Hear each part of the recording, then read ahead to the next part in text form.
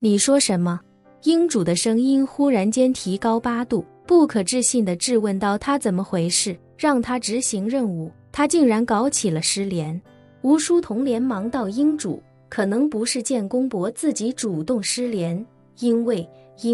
英主声音冷酷无比地质问：因为什么？从现在开始，你若是说话再吞吞吐吐，就自己把舌头割下来。吴书彤心中一颤，慌忙道：回英主，塞浦路斯节度使倪振宇现在也联系不上了，就连我们安插在他身边的备选节度使也同时失联了。说着，吴书彤继续道：按照正常情况，无论是倪振宇还是备选节度使，都必须保证24小时通讯畅通，这是最基本的要求。尤其是备选节度使，他个人还有一条专门的联络方式，因为一旦节度使出现异常，他是要立刻替补顶上的，甚至必要时他还要将节度使斩杀。所以就算节度使失联，他也绝不应该失联。英主在电话那头沉默了约莫2秒钟，旋即脱口问道：你的意思是说塞浦路斯基地已经完了？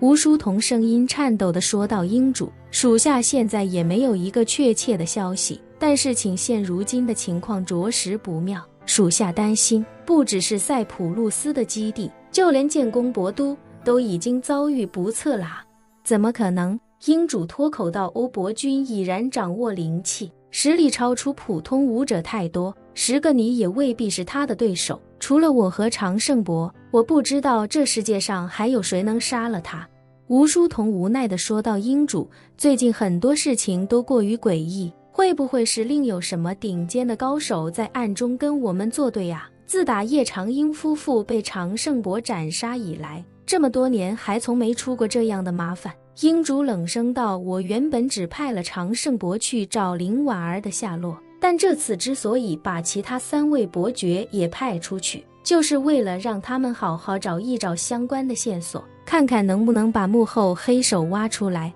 说到这，英主立刻又冷酷地说道：现在不是考虑这件事的时候，你立刻马上亲自去一趟塞浦路斯，我不管你用什么办法，天亮之前我要知道塞浦路斯到底发生了什么事情。吴书彤不假思索地说道：英主放心，属下这就出发。英主叮嘱道：如果事情有任何变故，第一时间将安排在土耳其的全部人员撤出来。吴书彤忙问：那属下应该把这些人撤到哪里去呢？英主沉默片刻，冷声道：他们不是有一艘专门用来运输铜矿石的船吗？把他们全部带上船，就说要把他们撤到右军都督府在非洲的其他基地，然后把货轮开到公海去，直接炸沉。吴书彤惊骇不已地说道：英主要把他们全部沉海吗？英主冷冷道：如果塞浦路斯的铜矿真的出了问题，那就证明对方已经摸清了铜矿的情况，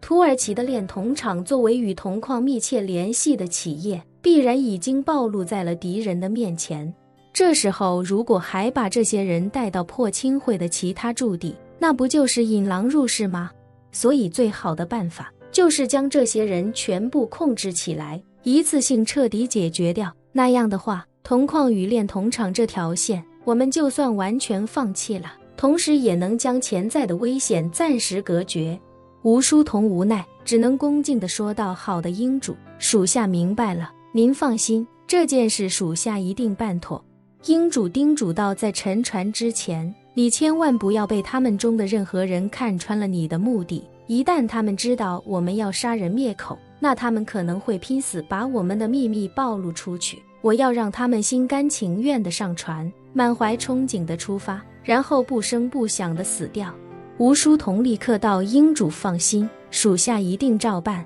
英主道：抓紧时间去塞浦路斯，有任何情况第一时间向我汇报。属下遵命。半小时后，一架私人飞机从那不勒斯机场起飞，吴书彤带着几名心腹，携带航拍无人机等设备，出发前往塞浦路斯。飞机降落之后，他们便重复着建功伯欧伯军的路线，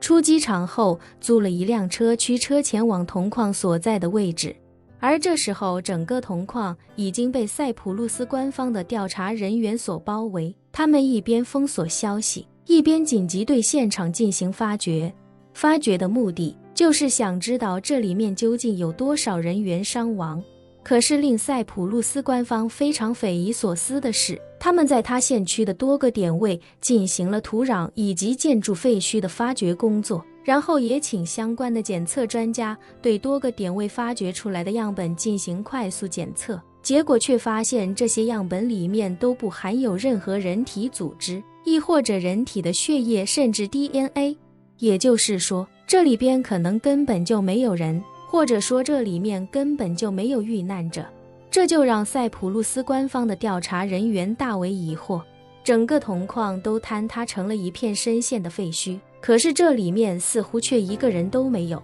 那么铜矿的人都去了哪里呢？难道他们早就提前撤出了吗？可是这种灾难性的事故发生的一定非常突然，这些人员怎么可能来得及撤离？唯一的可能性就是这些人都是在灾难来临之前就已经完全完成撤离了。若是这样的话，那这就不是一场事故或者是自然灾难，而是一场有预谋的人为毁灭。可是这就更加无法解释，因为这里毕竟是一座已经建成投产几十年的铜矿，整个投资至少几亿美元，铜矿的拥有者为什么要把这里毁成一片废墟呢？就在他们百思不得其解的时候，现场的对讲机里忽然传来一个激动的声音，我们这里发现了一枚类似弹头的金属物体，而且这上面似乎还有血迹。现场指挥官立刻脱口道，快把东西带上来，切记不要污染了上面的痕迹和血迹。很快，工作人员便将挖掘出来的金属弹头用密封袋装着送了过来。指挥官虽然不是武器专家，但也能够一眼认出这东西一定是弹头无疑，而且这弹头口径很粗，一看就不是普通的子弹弹头。于是他立刻将弹头拍照发给了武器专家，武器专家很快给了回复，这看起来是一枚30毫米口径的近防炮弹头。而现场的生物学家也从弹头上成功检测出了人体血液以及 DNA 的成分。一时间，整个现场指挥部一片哗然。本期视频结束，欢迎订阅我的频道，这样就不会错过精彩内容。